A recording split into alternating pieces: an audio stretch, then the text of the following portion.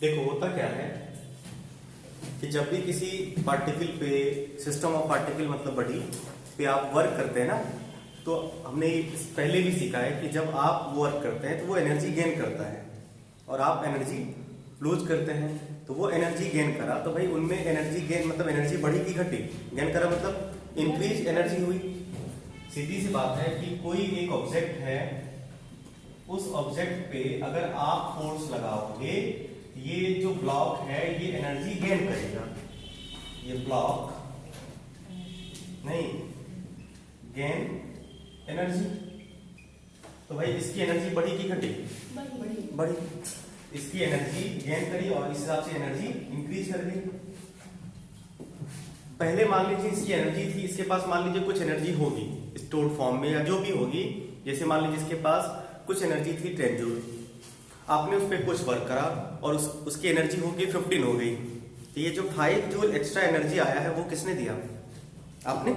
तो भाई आपने जो 5 जूल अपनी एनर्जी दी है तो आपने खुद की एनर्जी लूज करी और वो एनर्जी किस फॉर्म में यूज हुआ है, यूटिलाइज हुआ है? वर्क के फॉर्म में। आप ये कह सकते हैं कि इसकी जो एनर्जी बढ़ी है वो उतनी होगी जितना आपने उस पर वर्क किया है। कह सकते हैं ना, आपने जितना वर्क किया है उस सिस्टम पे, उस बॉडी पे, उतनी ही एनर्जी उसकी इंक्रीज करेगी। तो यही कंसेप्ट को लेके वर्क एनर्जी थ्योरम बनता है।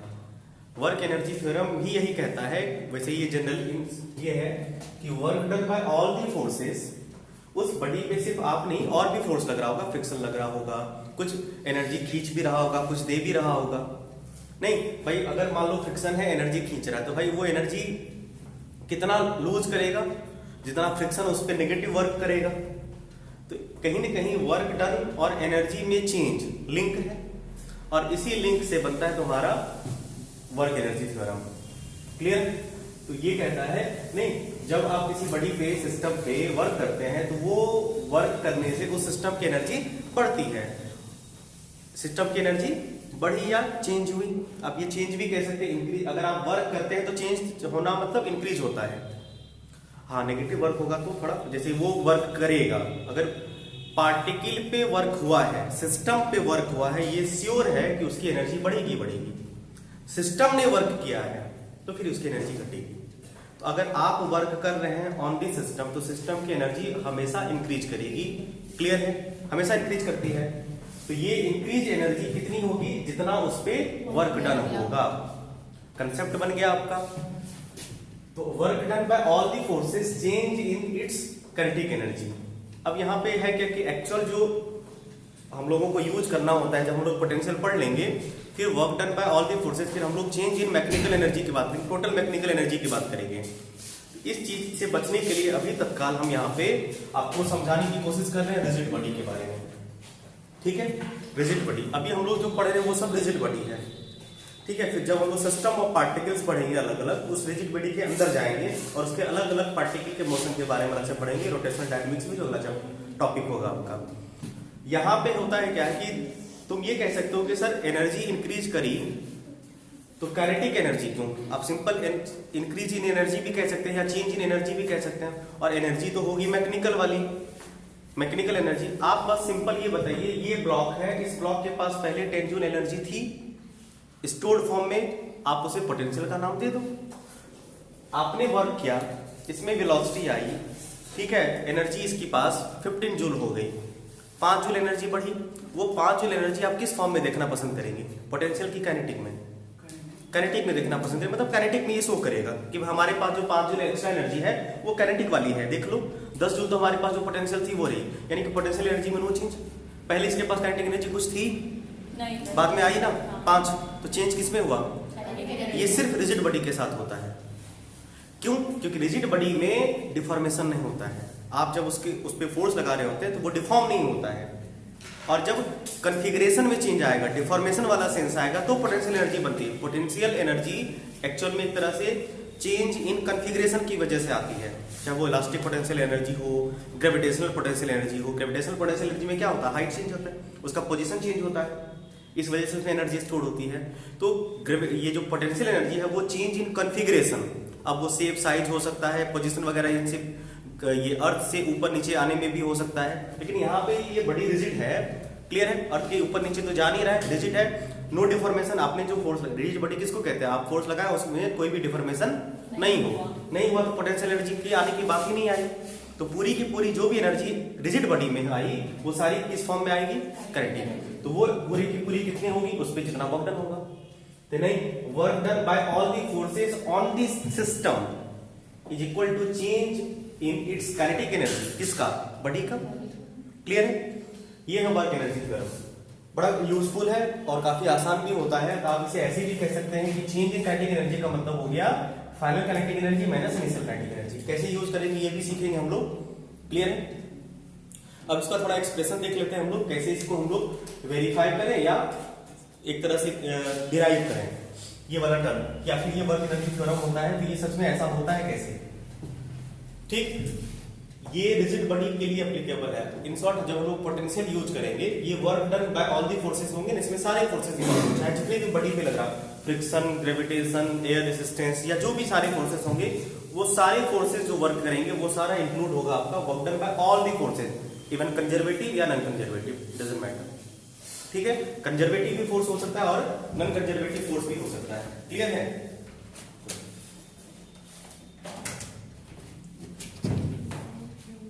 इसको समझते हैं कि मान लेते हैं कुछ देर के लिए कि एक ऑब्जेक्ट है जिसका मास m है। इनिशियली वो u से चल रहा था। ठीक है? क्यों? क्योंकि इस पे लगा है फोर्स, इस पे अप्लाइड हुआ है फोर्स। उसके बाद ये कुछ टाइम में कुछ डिस्प्लेस हुआ है। मान लीजिए t टाइम में ये s डिस्प्लेसमेंट बना है फोर्स के डायरेक्शन में, और ये पहुंच गया यहाँ पे। क्योंकि फोर्स लग रहा है कंटिन्यूअसली, तो हो सकता है कि इसकी वेलोसिटी बदली भी हो, ये बदल गई हो। तो हम क्या करते हैं, हम चाहते हैं कि इस पे वर्क डन निकालें, इस बॉडी को यहां से यहां तक डिस्प्लेस करने में कितना वर्क डन लगा। दो तरीके से किया जाता है इसको प्रूफ। हम लोग मान लेते हैं कि फोर्स ना वेरिएबल है, क्योंकि ये जो वेरिएबल यानी कि f डॉट ds वाला जो इंटीग्रेशन करते हैं ये 100% एक्यूरेट है। ये आप कांस्टेंट फोर्सेस के लिए भी एप्लीकेबल है, वेरिएबल फोर्सेस के लिए भी एप्लीकेबल है, ये परमानेंटली करेक्ट है। तो हम लोग ये वाला डाटा ले लेते हैं कि मान लेते हैं कि इस ब्लॉक को ds डिस्प्लेस करने में कितना वर्क करना पड़ा। मान लेते हैं कि w वर्क करना पड़ा।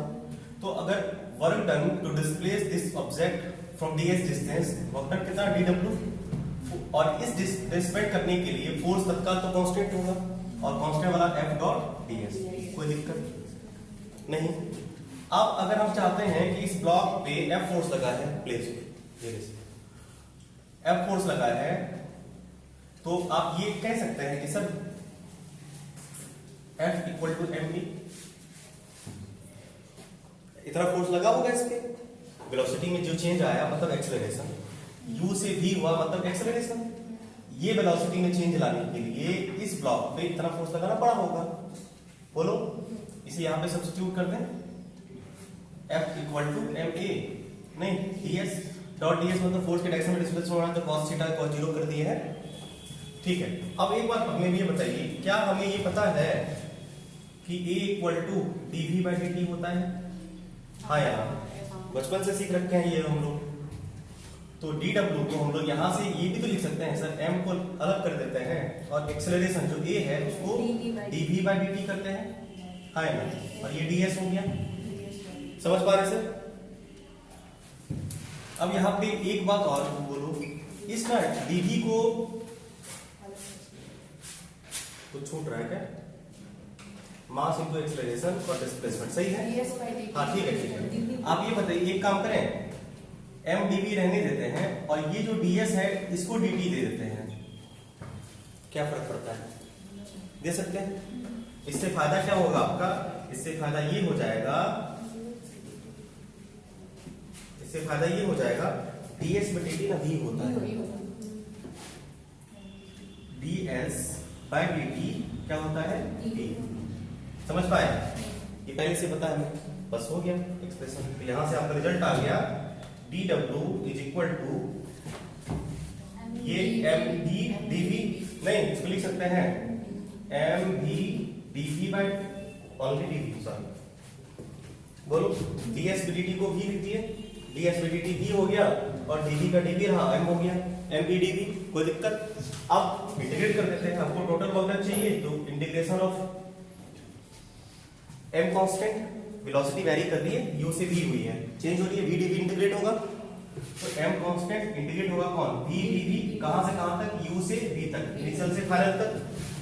बोलो, या v1 से v2 तक, जरूरी नहीं कि इनिशियल, जो भी डाटा दे रखा होगा इनिशियली एट t बराबर 0 पे, तो यहाँ पे जब आप इसको इंटीग्रेट करिएगा सर, ये w आ जाएगा और v dv का v स्क्वायर बाय 2, इसका v स्क्वायर बाय 2 होता है m v स्क्वायर बाय 2। जब इसको आप सब्स्टिट्यूट करिएगा, यहाँ से w आएगा, w इक्वल टू होगा m v, लिमिट पुट करिएगा ना, लिमिट होगा u से v तक, है ना, समझ पा रहे हैं। अब अपर लिमिट पुट करिएगा, अपर लिमिट पुट 2 बार कर लें, अपर लिमिट पुट करिएगा तो v स्क्वायर हो जाएगा और माइनस लोअर लिमिट पुट करिएगा तो u स्क्वायर 2 बाहर कर लिए, ये हुआ u स्क्वायर। जरा ध्यान से देखिए, इसको ऐसा लिख सकते हैं, half m v square minus half m u square, हाँ लिख सकते हैं। Final kinetic energy, initial kinetic energy बराबर वर्क डन आया, बोलो सर आया, मतलब हो गया आपका क्या, therefore आप कह सकते हैं कि work done equal to change in kinetic energy, kinetic energy final minus kinetic energy initial, ये हुआ वर्क एनर्जी थ्योरम। एक बार फिर से समझा देते हैं, कुछ नहीं है इसमें, सिंपल है। हमने माना कि ds डिस्प्लेसमेंट के लिए dw वर्क करना पड़ा, नहीं तो ये ds डिस्प्लेसमेंट के लिए फोर्स तो कांस्टेंट होगा, इसलिए f डॉट ds वाला यूज कर देंगे। f इसको इस बॉडी में अगर इस वेलोसिटी में चेंज लाना है, मतलब a एक्सेलरेशन अगर बनाना है तो m मास की बॉडी पे f फोर्स लगेगा, f बराबर है, सब्स्टिट्यूट कर दिए, ds डिस्प्लेसमेंट रहने दिया, a को हम लिख सकते हैं dv by dt, rate of change in velocity, dv by dt, इस dt को ds के साथ मर्ज कर दिए, कारण कि हमें एलिमिनेट करना था a को, नहीं डिस्प्लेसमेंट के साथ रिलेशन चाहिए, तो ds by dt को हम लोगों ने रिप्लेस करके क्या करते हैं v, ds by dt v होता है, तो ये हो गया आपका m v dv, m v dv। अब देखो m कांस्टेंट है मास और v वैरी कर रहा है, v dv का इंटीग्रेशन होता है v square by 2, limit put कर दिए, लिमिट का वैल्यू पुट कर दिए, v का वैल्यू यहाँ पे पुट कराया तो 2 कॉमन ले लिए बाहर, तो v आया और ये लोअर लिमिट u v के जगह पे u पुट कराएगा, माइनस u स्क्वायर होता है, सब्स्टिट्यूट कर दिए, इससे ये पता चल गया कि चेंज इन काइनेटिक जितनी हुई है उतना ही वर्क डन तो हुआ है, वर्क एनर्जी थ्योरम वेरीफाइड। ठीक है, सवाल है, फिर से बोलते हैं, a bullet of mass, a bullet of mass 2.5 gram moving with a velocity of 500 meter per second enters a wooden block and comes out of it with a velocity of 100 meter per second. Find the work done by the bullet while passing through the wooden block. Option है 100, 300, 500, 800। Answer इसका 300 होगा। आसान सवाल था, सीधा सा। एक बात समझ लीजिए पहले कि आपको वर्क एनर्जी थ्योरम कहां और कब यूज करना है, नहीं वर्क एनर्जी थ्योरम आपको कहां और कब यूज करना है।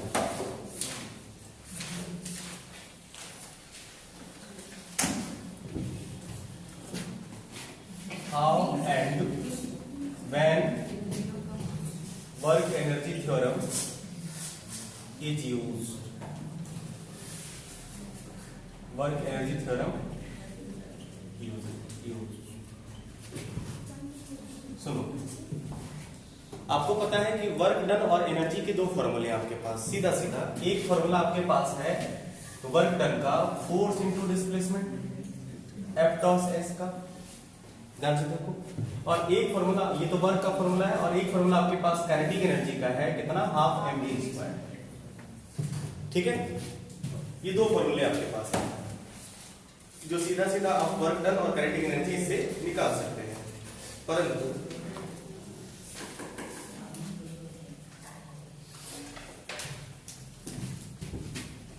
वर्क एनर्जी थ्योरम आप तब यूज करेंगे जैसे मान लीजिए इसमें व्हेन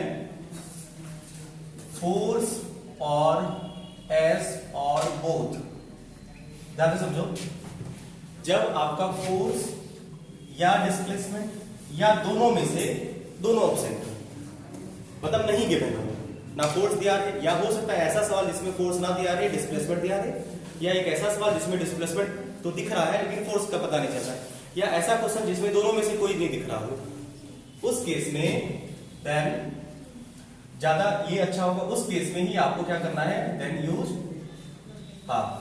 वर्क एनर्जी थ्योरम, मतलब वर्क डन जो होगा वो चेंज इन काइनेटिक एनर्जी के बराबर होगा, मतलब यहाँ पे वेलोसिटी वाला कुछ मामला होगा।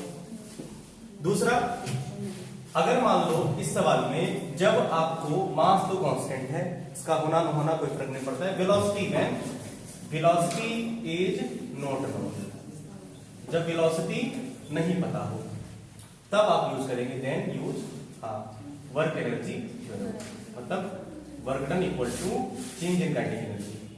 ठीक है, समझ में आई ये बात, इसको नोट कर लेना है।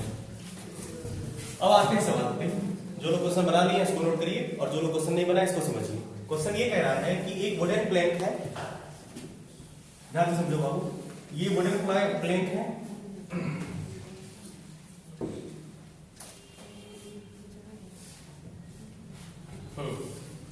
मास इसका कितना है 2.5 ग्राम, वुडन प्लैंक का मास 2.5 ग्राम है।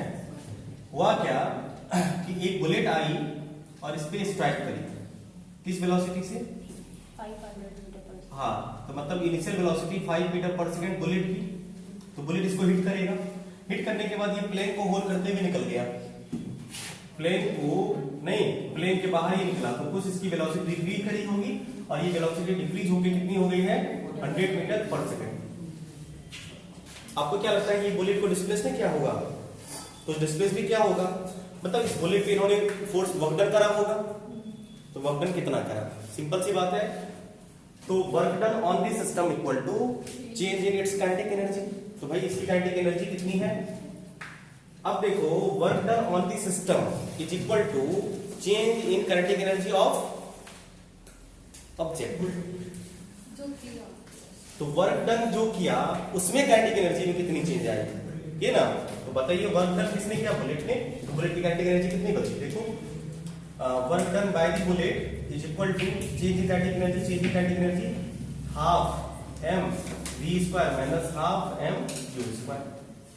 बताइए हाफ m कॉमन ले लेते हैं, v का वैल्यू 10 है ना, 10 और 500 तो 100 कॉमन ले लें क्या, 100 स्क्वायर कॉमन ले लें, नहीं बोलोगे, हाँ तब भी थोड़ा डर भी होगा, चलो 5 कितना है 2.5 ग्राम है, ध्यान रखिएगा इसको किलोग्राम में कन्वर्ट करना है ऐसा सिस्टम में, और 100 स्क्वायर कॉमन ले लेते हैं, बचेगा 5 का स्क्वायर 25 और 1 का स्क्वायर 1, ये ना होगा, बोलो, तो कुल मिला के कितना जीरो है 4, हाँ, तो कुल मिला के यहाँ पे 4 जीरो से कट्टो कट्टो, ये पूरा का पूरा खत्म, 25/2 इंटू 24, ये ना आएगा, कट्टो कट्टो 12 25 जा कितना होता है, नेगेटिव या पॉजिटिव, जब ध्यान दो तो गलत आया ना, नेगेटिव होगा, 21 माइनस 25 1 माइनस 25 ना, फाइनल वेलोसिटी 100 है, तो नेगेटिव होगा सर, सॉरी नेगेटिव मतलब माइनस 300 नेगेटिव वक्त हुआ है, क्लियर है सर, हाँ सर, सर अगर वेलोसिटी पता नहीं रहेगा तो काइनेटिक एनर्जी थ्योरम से कैसे, तो चेंज इन काइनेटिक एनर्जी से कुछ मैटर निकलेगा, आपको चेंज इन काइनेटिक एनर्जी का सेंस देगा, जैसे पिछले वाले सवाल में चेंज इन काइनेटिक, जैसे एक मोमेंटम वाला था ना, उसमें फाइनल वेलोसिटी निकाल ली थी ना काइनेटिक एनर्जी की मदद से, तो वर्क डन का कुछ सेंस दे रखा होगा, वर्क डन का कुछ सेंस दे रखा होगा, या काइनेटिक एनर्जी का चेंज का कुछ सेंस दे रखा होगा, जैसे हम बोलेंगे कि काइनेटिक एनर्जी में चेंज 300 जूल आया, आपको वेलोसिटी से क्या लेना देना, नहीं समझे, कुछ और इन्फॉर्मेशन होगा इसके अलावा जिसकी वजह से आप निकाल सकें, तो जहां पे ये सब इन्फॉर्मेशन नहीं नॉन हो तो आप वहां पे work energy theorem direct use कर लीजिए, बढ़िया रहेगा, ठीक है, सवाल समझ पाए, क्वेश्चन करें अब, ये तो ट्रायल था, क्वेश्चन आप करते हैं, ठीक, सवाल नोट करिए, सवाल है bullet of mass 20 gram travelling horizontally with a speed of 500 meter per second passes through a wooden block of mass 10 kg initially at base on a surface. The bullet emerges with a speed of 100 meter per second and the block slides 20 centimeter on the surface before coming to rest. The coefficient of friction between the block and the surface is g का value 10 लेना है और इसे solve करना है। सवाल एक बार और हम अच्छे समझा देते हैं। सवाल ये है सर, एक ब्लॉक है जिसका मास 20 ग्राम है, ये रफ हॉरिजॉन्टल सरफेस पे रखा हुआ है। एक बुलेट आया और ये बुलेट इसे 500 मीटर पर सेकंड से हिट कर गया। इस वजह से इसमें डिस्प्लेसमेंट आएगी। ये ब्लॉक स्लाइड कर गया यहां से यहां पर। कितना स्लाइड हुआ है? 20 सेंटीमीटर का ये डिस्प्लेस हुआ है। मतलब ये स्लाइड जैसे बुलेट हिट किया, आई बात समझ में? बुलेट हिट करने के बाद बुलेट 100 मीटर मतलब इसको होल कर दिया और बुलेट भाग गया 100 मीटर पर सेकंड से, इमर्ज आउट 100 मीटर पर सेकंड। लेकिन ये इसमें क्या मोमेंटम में चेंज कर गया, जिसकी वजह से वो स्लाइड करने स्टार्ट करेगी। अब क्योंकि सरफेस रफ है तो वो जिंदगी भर तो स्लाइड करेगी नहीं, बुलेट लगा के तो निकल गया है, तो वो 20 सेंटीमीटर स्लाइड करके रुक गई। फ्रिक्शन हुआ होगा, फ्रिक्शन ने वर्क वगैरह किया होगा। हमसे कुछ नहीं पूछ रहा, हमसे ये पूछा गया कि बताइए friction coefficient between the block and surface कितनी थी। Friction between block and surface कुछ होगी ना, इसकी वजह से ये रुकी है, कितनी थी। बने ये सवाल बहुत ही आसान है, ठीक है। इसकी फाइनल वेलोसिटी 0 हो जाएगी और बुलेट की जो फाइनल वेलोसिटी है, यहाँ पे दो लोग हैं ध्यान दो, दो लोग हैं। कुछ नहीं करना है, लीनियर मोमेंटम कंजर्वेशन से फाइनल ये आपको मोमेंटम चेंज इन मोमेंटम निकाल देना है, कहानी उसी से बन जाएगी। नहीं समझे? 20 सेंटीमीटर ब्लॉक लगता है क्या? डिस्प्लेस हुआ है, ब्लॉक डिस्प्लेस हुआ है 20 सेंटीमीटर। बुलेट तो चला गया 100 मीटर पेनिट्रेट करके, वो तो 10 kg है। अब डिस्प्लेसमेंट 20 अब बुलेट सॉरी ब्लॉक कितने मास का है बाबू? 10 kg का है ना, सॉरी 10 kg, और बुलेट का मास है 20 ग्राम। ब्लॉक डिस्प्लेस हुआ है, ब्लॉक डिस्प्लेस हुआ है। कुछ नहीं करना है आपको, सीधी सी बात है। यहां पे जो ब्लॉक रुका है, किसने रोका? फ्रिक्शन ने। फ्रिक्शन ने रोकने के लिए उस पर वर्क किया ना, तो work done by friction change in kinetic energy, और चेंज इन काइनेटिक एनर्जी तुम्हें निकलेगी, और work done by friction mu N निकाल लोगे, फ्रिक्शन फोर्स एस कर दोगे, एस पता ही है, म्यू निकल आएगा। देखो यहाँ पे दो सिस्टम है, ध्यान दो। एक है तुम्हारा बुलेट और एक है ब्लॉक। ब्लॉक है और एक ब्लॉक का मास m1 मान लो कितना 10 kg। ब्लॉक की इनिशियल वेलोसिटी कितनी है? 0। ब्लॉक की इनिशियल वेलोसिटी ब्लॉक की कितनी है? 0। तो ब्लॉक रुकते, ब्लॉक की फाइनल वेलोसिटी भी कितनी हो जाएगी? ब्लॉक रेस्ट में है ना, बुलेट इनिशियली एट रेस्ट। हाँ इनिशियली एट रेस्ट, हाँ हाँ इनिशियली रेस्ट। तो 20 सेंटीमीटर क्वेश्चन ये लास्ट में था, the bullet emerge out with speed of इतना, ब्लॉक स्लाइड डाउन इतना surface before coming to rest. हाँ रुकते रुकते ये रेस्ट में चलेगी, सही बात है, ठीक। तो ब्लॉक की इनिशियल वेलोसिटी 0, ब्लॉक की final velocity before coming to rest.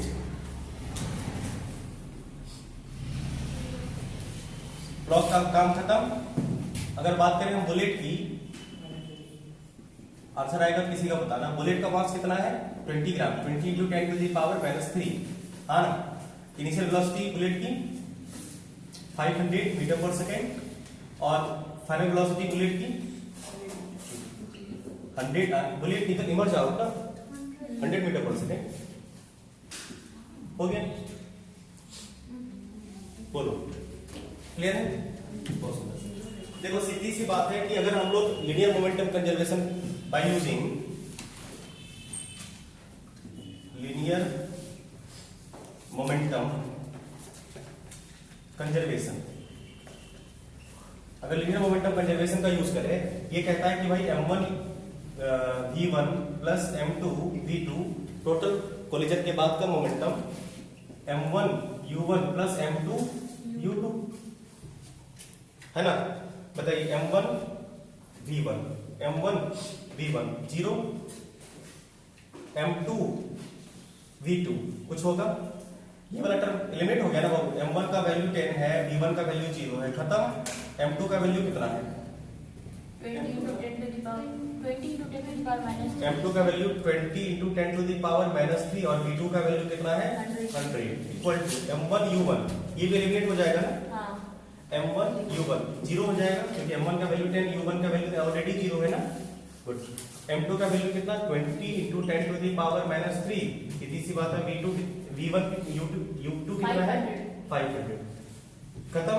इसको सॉल्व करेंगे तो 10 to the power 3 से ये 10 to the power 2 कुछ बच जाएगा ना, कितना बचेगा यहाँ पे, इसमें कट जाएगा, ये तो कट जाएगा। इसमें निकलेगा क्या? सॉरी कहाँ कुछ एक सेकंड, सॉरी ये जो ब्लॉक है ना, सुनो सुनो सुनो, ये जीरो नहीं होगा। ये जो ब्लॉक है बाबू, block before coming to rest, before coming to rest मतलब हुआ कि ये रुकते रुकते कुछ वेलोसिटी एक्वायर करी हो, या इसमें रुकते रुकते कुछ मोमेंट सॉरी काइनेटिक एनर्जी में चेंज आई होगी, किसकी, ब्लॉक नहीं, ये हमारा अननोन है, सॉरी v1 कितना है, कहां पे v1 था, यहाँ पे, इसको v मान लो, इसको फाइंड करो, ये फाइंड होगा। और कुछ बचा क्या, हाँ ठीक, ये वाला एलिमिनेट हो गया ना, m1 u1, हाँ ये एलिमिनेट हो गया। चलो कितना आया, इससे क्या आएगा, इससे इसकी वेलोसिटी में चेंज आ जाएगा। हाँ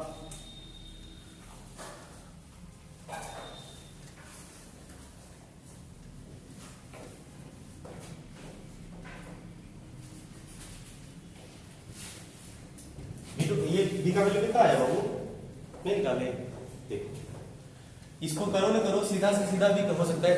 अगर तुम ये बात समझ गए हो कि यहाँ पे ब्लॉक को रोकने में किसने वर्क करा है, फ्रिक्शन, आप सीधी सी बात ये कह सकते हैं कि work done by friction, work done by friction कितना हो जाएगा, अगर नियम के हिसाब से बात करें तो friction mu N force, mu N g नहीं होगा, एन का वैल्यू mg होगा, म्यू एन, और डिस्प्लेसमेंट कितना 20 सेंटीमीटर, बोलो म्यू एन एस होगा, और यही क्या होगा, यही वर्क डन किस पे जाएगी, change in kinetic energy, change in kinetic energy. Simple सी बात है कि इतना भी तामझाम की जरूरत नहीं है, आपको पता है कि यहाँ पे काइनेटिक एनर्जी में कितना चेंज आया, इसको करने की वैसे जरूरत ही नहीं है। भाई काइनेटिक एनर्जी में कितनी चेंज आई, 2400 ब्लॉक पे 500 से 100 से इमर्ज हुआ ना वो, 2400 आया ना। इसको ये वाला स्टेप करना कोई इंपॉर्टेंट है भी नहीं, झूठ मूठ नहीं। सीधी सी वर्क डन बाय फ्रिक्शन, यहाँ पे सीधी सी बात है कि रोकने की रिस्पॉन्सिबिलिटी किसकी है, फ्रिक्शन, तो फ्रिक्शन रोक रहा है, तो वर्क डन बाय फ्रिक्शन ये हो गया। और चेंज इन काइनेटिक एनर्जी बताइए, हाफ ये काइनेटिक एनर्जी कितना आया, तो 240 ना, सेम था ना पिछला वाला सवाल में, मास अलग है ना, 20 ग्राम। ये 2400 जूल आएगा, ये ना सीखना, सीधा 2400 माइनस हाफ माइनस आना चाहिए ना, हाँ, माइनस बोल दो ना। हाँ, इसको जब आप सॉल्व करेंगे तो कितना आएगा चेंज इन काइनेटिक एनर्जी, 2400 ना, गुड, तो ठीक है। म्यू का वैल्यू हमें फाइंड करना है, एन का वैल्यू यहाँ पे क्या होगा, mg के बराबर, ठीक, तो म्यू इक्वल टू नियम के हिसाब से -24 और एन mg को सॉरी mg इसमें ब्लॉक का मास लेंगे, हाँ वर्क जिस पे हुआ उसी का मास लोगे ना, Answer एक और zero लगे, 24,000। कर ही लेते हैं। ये कैलकुलेशन करने बोले तुम लोगों को, वो तुम लोगों से नहीं हो पाया। 24 इसका आंसर आया कितना, नहीं आया, 2400 आएगा। देखो change kinetic energy half mv square minus half mu square, half m common लेंगे, v स्क्वायर का वैल्यू कितना, फाइनल वेलोसिटी कितनी है सर, 100 का स्क्वायर माइनस 500 का स्क्वायर करिएगा ना, तब हाफ मास कितना 20 ग्राम, अच्छा ये 20 ग्राम था, बाय 1000 हाँ मोमेंटम बोले थे, चेंज काइनेटिक एनर्जी बोले था, 20 into 10 to the power minus मास यही करेंगे ना, 20 ग्राम 20 into 10 to the power minus 1000, यहाँ से 100 कॉमन ले लेते हैं, तो 100 का स्क्वायर कॉमन आएगा, और बचेगा तुम्हारा 1 - 25, तब 1 2 3 1 2 3 कुल मिला के ये हुआ 10 and then 100 तो 100 into minus 24 2400 आएगा 2400 और दे रहने तो इतना ही काफी नहीं। अब म्यू का वैल्यू सीधा सम हो जाएगा तुम्हारा 2400 ये तो नेगेटिव फंक्शन हुआ म्यू का नेगेटिव पॉजिटिव इसमें कोई मतलब है नहीं। n का वैल्यू mg मतलब 10g और s का वैल्यू कितना है 20 सेंटीमीटर है बाबू तो 20/100 20 सेंटीमीटर है डिस्प्लेसमेंट 1 2 3 1 2 3 नहीं आएगा जरूर भाई ऑप्शन है ही नहीं कुछ गड़बड़ हुआ है 2 इसका आंसर 0.16 है।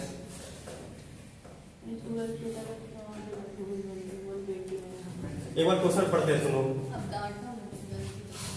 एक बार क्वेश्चन पढ़ लेते हैं कुछ मिसिंग तो नहीं हो गया। एक बुलेट है अब बाबू हाँ 20 ग्राम का एक बुलेट है और हॉरिजॉन्टल चलता है स्पीड 500 मीटर पर सेकंड से वो पास हुआ एक लोडेड ब्लॉक से इसका मास 10 था इनिशियली एट रेस्ट था सही है और a surface the bullet emerges with a speed of 100 meter per second and block slides 20 centimeter before coming to rest the coefficient of friction between सवाल सही है गुड। सीधी सी बात है कि अगर हम बात करें बुलेट इमर्ज हुआ 100 मीटर पर सेकंड 20 सेंटीमीटर स्लाइड हुआ है सर सारा वर्क डन फ्रिक्शन का ही बराबर थोड़ी ना होगा फ्रिक्शन के बराबर थोड़ी इक्वल कर देंगे सारा वर्क डन फ्रिक्शन थोड़ी ना होगा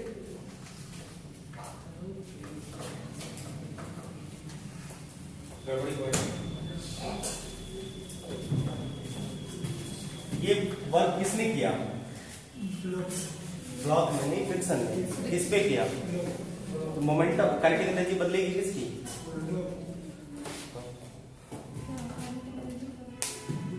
भाई वर्क डन बाय जैसे कि ऑन द सिस्टम जिस पे वर्क होता है उसकी काइनेटिक एनर्जी बदलती है ना तो वर्क किस पे हुआ है ब्लॉक पे हुआ है तो काइनेटिक एनर्जी किसकी बदलेगी तुम लोग काइनेटिक एनर्जी किसका यूज कर रहे हो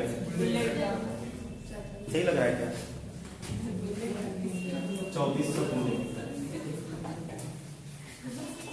change kinetic energy of block करे change in kinetic energy of block ना चेंज की काइनेटिक एनर्जी ब्लॉक करना अब ब्लॉक की काइनेटिक एनर्जी निकालो चेंज इसके पास इनिशियल काइनेटिक एनर्जी है फाइनल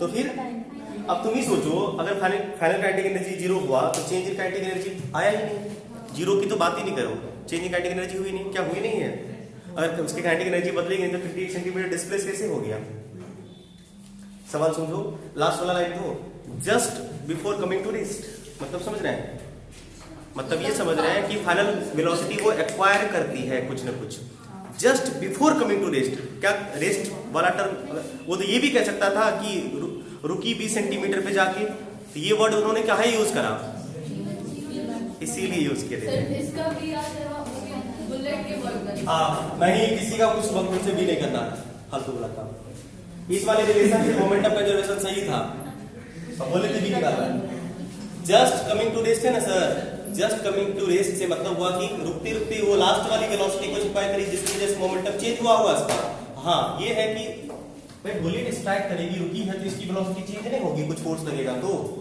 और क्योंकि फ्रिक्शन हो रहा है तो इसलिए वो रुक भी रहा है लेकिन just before to coming to rest मतलब ये जो फाइनल वेलोसिटी है ब्लॉक की वो है आपके लिए अननोन इसे पहले निकालिए इसके बाद इसकी मोमेंटम में चेंज निकालिए जो कि इसके बराबर होगा बात खत्म कैसे निकलेगा ये m1 u1 plus m2 u2 equal to m1 v1 plus m2 m1 u1 0 m2 u2 रहेगा m2 का value 2 into 10 to the power -3 और u2 का वैल्यू 500 m2 u2 खत्म m1 v1 अननोन m1 का वैल्यू कितना है 10 v plus m2 v2 2 into 10⁻³ और v2 का वैल्यू कितना है 100। खत्म। एक काम करते हैं हम लोग, इसको इधर लाते हैं, ये कितना हो जाएगा 10⁻, ये खत्म हो जाएगा, कुल मिला के कितना हो जाएगा 10 ही होगा ना।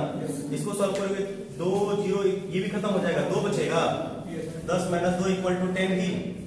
बोलो तो v = कितना होगा 8/10 मतलब 0.8 मीटर पर सेकेंड। बहुत बस ये होगा। तो बताइए हाफ m1 इसकी इनिशियल फाइनल कितनी थी m1 v1 square minus half m1 u1 हाँ u1 स्क्वायर। अब बात समझे वर्क डन जिस पे होगा काइनेटिक एनर्जी उसकी ना बदलेगी सर। तो वर्क किस पे हुआ है ब्लॉक पे, तो उसकी ना काइनेटिक एनर्जी चेंज इन उसकी काइनेटिक एनर्जी।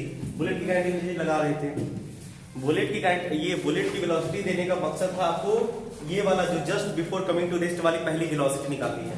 तब आप बताओ हाफ m1 कॉमन लेंगे, ये तो 0 हो जाएगा ना क्योंकि u1 तो 0 है, बस 0 तो सीधा m1 का वैल्यू पुट कर देते हैं। m1 का वैल्यू कितना है 10, बातें करेंगे गलत सलत कुछ से कुछ बोल देते हैं। और v1 का कितना है 0.8 का स्क्वायर 0.8 ये हो गया तुम्हारा 5। कुल मिला के कितना हो गया सर, सॉल्व करिएगा 100 10 2 ये हो गया तुम्हारा 4 5 2 10 और 4 2 8 3 16/5 ना कितना 3.2 जूल। बहुत कम वर्क हुआ है, 3.2 हो गया। म्यू इक्वल टू करोगे ना 3.2/mg इंटू s 20 सेंटीमीटर। खत्म, कट्टो 1 2 कट्टो कुल मिला के कितना हुआ 16/200। हाँ 16/100 कुल मिला के 0.16 आंसर आए।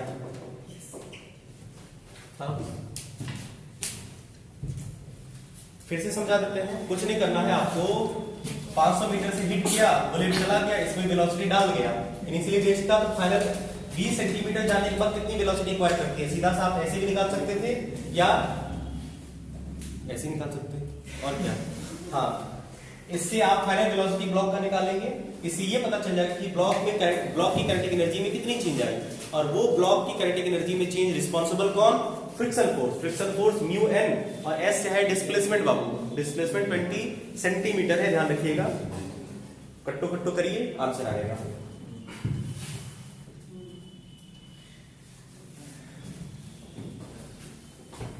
तुम लोग के भरोसे रहना ही नहीं था।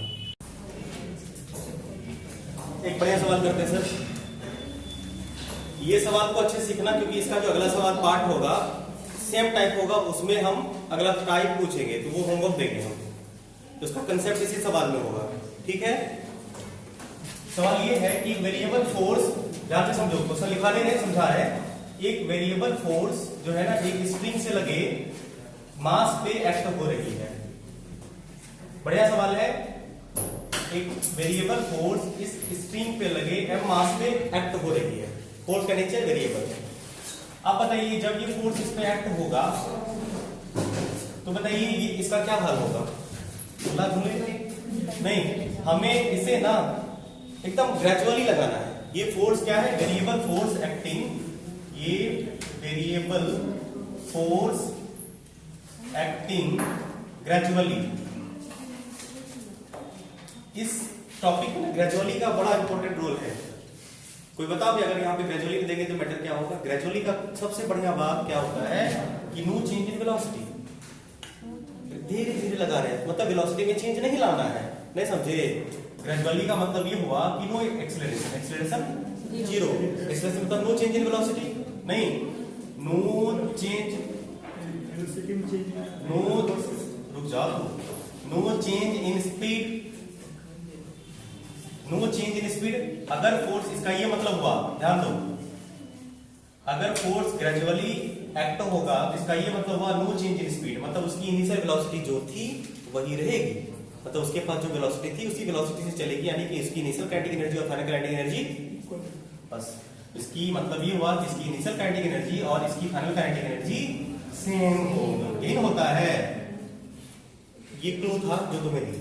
अब देखो ये सिस्टम हमें इस पे ना थीटा तक जाके इसको पहुंचा देना है, ठीक है, हमें इसे थीटा पे पहुंचा देना है। कितना? थीटा, थीटा पे पहुंचा है। तो थीटा एंगल तक पहुंचाने के लिए हमें कुछ ना कुछ वर्क करना पड़ेगा ना, बोलो। थीटा एंगल तक पहुंचाने के लिए हमें कुछ ना कुछ वर्क करना पड़ेगा ना। कितना? ऑप्शन देते हैं, find work done by this force, find work done by this force, this external force, this external force.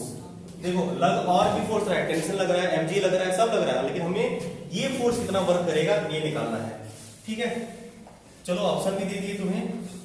Length ये l है, l लेंथ है स्ट्रिंग का, mgl cos थीटा बाद में करेंगे, mgl cos theta, mgl cos theta -1, mgl sin theta, last mgl 1 minus cos theta. सवाल आपसे बन जाएगा, हम बताते हैं अगला सवाल आपको होमवर्क देंगे इसके लिए। ये कंसेप्ट समझिए, अगर फोर्स ग्रेजुअली लग रही हो तो क्या आपको ध्यान रखना है ना, नो चेंज इन स्पीड, मतलब इसकी काइनेटिक एनर्जी और इनिशियल काइनेटिक एनर्जी और फाइनल काइनेटिक एनर्जी सेम होगी।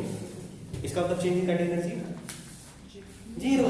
हाँ नहीं, यहाँ पे ये बात तो समझ में आ गया कि यहाँ पे सवाल पढ़ने से बोर्ड पे ध्यान दो, here change in kinetic energy कितनी हो गई? Change in kinetic energy zero. कारण था ग्रेजुअली फोर्स लगने का। बोर्ड पे देखो, change in kinetic energy zero, मतलब ये हो गया। और आपको ये पता है कि चेंज इन काइनेटिक एनर्जी बराबर वर्क डन होता है, बोलो work done by all the forces होगा रे, work done bye all the forces, work done by all the forces equal to। अब यहाँ पे कौन कौन सा वर्क लग रहा है, कितने लोग वर्क कर रहे हैं?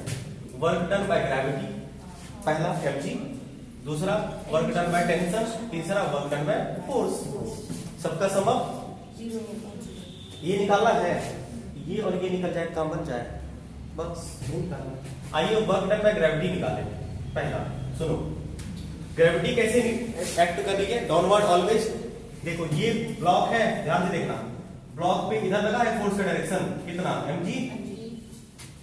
पहले ये ब्लॉक यहां से यहां तक गया सीधा, और फिर उसके बाद ऊपर गया, कह सकते हैं इसका मतलब फर्स्ट ब्लॉक यहां गया नहीं, और यहां के जाने के बाद ये ऊपर गया, ब्लॉक फाइनली यहां पहुंचा है ना। आपको वर्टिकल हाइट से तो मतलब है, mg s से मतलब है ना, ये h निकल आएगा, काम बनेगा कि नहीं बनेगा? ये अब यही h निकालना है तुम्हें, और ये h निकालने के लिए आप लोगों ने शुरू वाले काइनेमेटिक्स वाले चैप्टर में पढ़ा है L sin थीटा वाला तरीका। नहीं रे, ये देखो ये पेंडुलम ये है, बोलो बोलो रे, जब ये देखो यहाँ पे ये ब्लॉक कैसे, ये वैल्यू हमें चाहिए ना, हमें ये h चाहिए कि नहीं चाहिए? ये वाला डिस्टेंस चाहिए, मतलब ये डिस्टेंस इक्विवेलेंट होगा इसके कि नहीं होगा? ध्यान दो, ये इक्विवेलेंट होगा। ये पूरा का पूरा कितना है? L। ये वाला पार्ट अगर ये थीटा है तो ये भी तो पूरा का पूरा L होगा बाबू, L sin थीटा आएगा। ये वाला पार्ट L sin थीटा होगा। देखो कैसे sin थीटा होता है, ये हाइपोटेनियस है और ये बेस है और ये परपेंडिकुलर है। नहीं सॉरी cos थीटा, ये बेस हो गया ना, सॉरी L cos थीटा, ये L sin थीटा होता है। L cos थीटा नहीं पता है, ये ABC राइट एंगल ट्रायंगल, देखो ये राइट एंगल ट्रायंगल है, बोलो इसमें ये तुम्हें हाइपोटेनियस पता है सर, ये cos थीटा। तो बताइए अगर हम cos थीटा यूज करें तो cos theta equal to base by hypotenuse, ये है बेस OA और हाइपोटेनियस क्या है हमारा OC। तो बताइए हमें OA चाहिए, OA equal to OC cos theta होगा। OA का वैल्यू, OC का वैल्यू कितना है? L cos थीटा आया। इससे आपको क्या होगा, ये मान लीजिए AM पॉइंट है, यही चाहिए आपको। तो आपके लिए जो h होगा, ध्यान दो तो, आपके लिए जो h होगा, ये h इक्वल टू क्या होगा, पूरे में से l cos थीटा को अगर माइनस कर देंगे तो ये वाला पार्ट बचेगा। तो ये पूरा का पूरा क्या है, पूरा का पूरा l है, ये वाला पार्ट l cos थीटा आया, ये l माइनस cos थीटा। कोई दिक्कत हो गया। फोर्स नीचे, डिस्प्लेसमेंट ऊपर हो रहा है, तो वर्क डन बाय ग्रेविटी कितनी आई, माइनस mgh। बोलो तो माइनस mgh की जगह पे क्या रखो, l कॉमन ले लो, 1 माइनस cos थीटा। कोई दिक्कत, वर्क डन बाय ग्रेविटी आ गई, काम खत्म। इसके बाद आओ work done by tension. Work done by tension, एक बात देखो, टेंशन हमेशा किधर लग रहा है, ऊपर। अगर इस सिस्टम को देखें हम तो टेंशन लग रहा है ऊपर, ये ब्लॉक इधर है, तो इसकी डिस्प्लेसमेंट की टेंडेंसी पहले कितनी रही, जब ये यहां से यहां आया तो डिस्प्लेसमेंट का डायरेक्शन हुआ, फोर्स इसके बीच एंगल। तो इस पार्ट में जब बॉडी यहां पे डिस्प्लेस हुई तो इस पार्ट में 0 आया वर्क। अभी रुको, अभी बाकी है। अब ये यहां पे आया, बोलो टेंशन कितना लग रहा है, इस तरफ। अभी भी डिस्प्लेसमेंट की टेंडेंसी क्या है इसकी, परपेंडिकुलर। मतलब डिस्प्लेसमेंट हमेशा टेंशन के टेंजेंशियल एक्ट हो रहा है, ऑलवेज। डिस्प्लेसमेंट जो हो रहा है इस सिंपल पेंडुलम का, वो हमेशा टेंशन के टेंजेंशियल एक्ट हो रहा है। देख लो ना भाई, इसका मतलब ये वाला भी पार्ट में वर्क डन कितना हुआ, यानी कि वर्क डन बाय टेंशन। अब कुछ रहा करने को, बोलो, हो गया। अब सीधा सा कर दे, WG का वैल्यू कितना है, minus mgl 1 minus cos theta और प्लस 0 प्लस WF बरोबर 0। बोलो कोई दिक्कत, तो बताइए WF इक्वल टू ये वाला पार्ट इधर जाएगा तो positive mgl 1 minus cos theta. Yes हो, mgl 1 minus cos theta, option D सही। समझ पाए, पक्का। क्वेश्चन लिखिए, सेम सवाल दे रहे हैं, बस इसमें इस बार थीटा पूछ रहे हैं। इसमें ये वाला बात समझ पाए ना, यही 2 बात समझने लायक था। बहुत अच्छा कंसेप्ट है, इसी कंसेप्ट पे क्वेश्चन ज्यादातर पूछा जाता है, इसको समझ लीजिए। जैसे इसमें सवाल मान लो पूछ देगा कि भाई इतना वक्त ये थीटा कितना होगा, ये भी तो पूछा जा सकता है। वही वाला सवाल लिखा देते हैं, लिखो।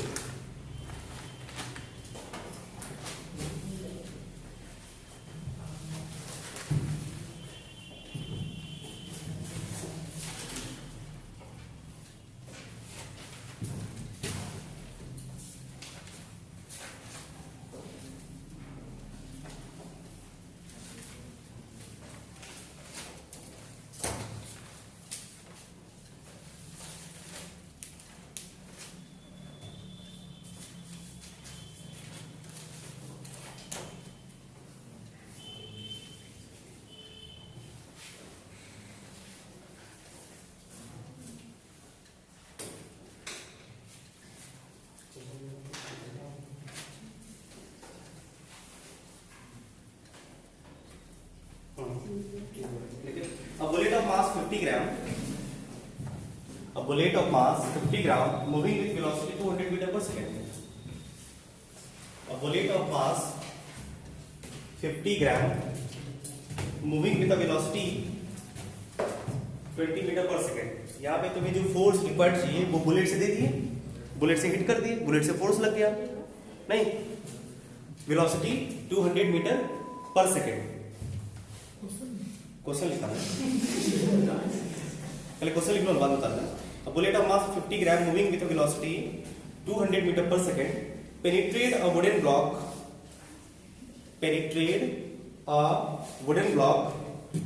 of mass 5 kg. Penetrate a wooden block of mass 5 kg suspended through a string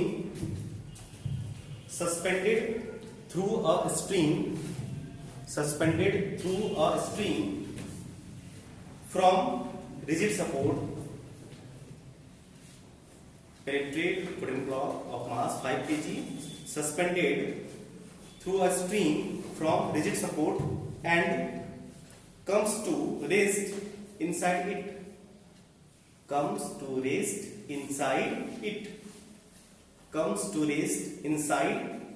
it. If length of string if length of string is 10 meter, if length of string is 10 meter, find the angular deflection of the string. Find the angular deflection of the string. Find the angular deflection मतलब वो theta. Find the angular deflection of the string. Repeat कर देते हैं. Final. A bullet of mass 50 gram moving with velocity 200 meter per second penetrate a wooden block of mass 5 kg suspended through a string from rigid support and come to rest inside it. If the length of the string is 10 meter, find the angular deflection of the string. अगर question तुम समझना चाहो तो हम समझा भी देते हैं. कह रहा है कि एक रिजिड सपोर्ट से एक वुडन ब्लॉक का मास 5 kg लटका हुआ है. वुडन ब्लॉक 10 मीटर की लंबी रस्सी है. इस पे एक बुलेट आया, हिट किया किस स्पीड से? 200 मीटर पर सेकंड से बुलेट हिट किया और बुलेट जाके अंदर फंस गया. तो ये भाई ऐसे मूव करा होगा ना. ये मान लो मूव करके यहाँ पे चला गया तो कुछ थीटा बना होगा. बोलो बताइए यही थीटा कितना है. हो गया क्लियर? क्वेश्चन समझ पाए? आगे क्या करना है आप जानते हैं. मिलते हैं कल नए सवाल के साथ. धन्यवाद.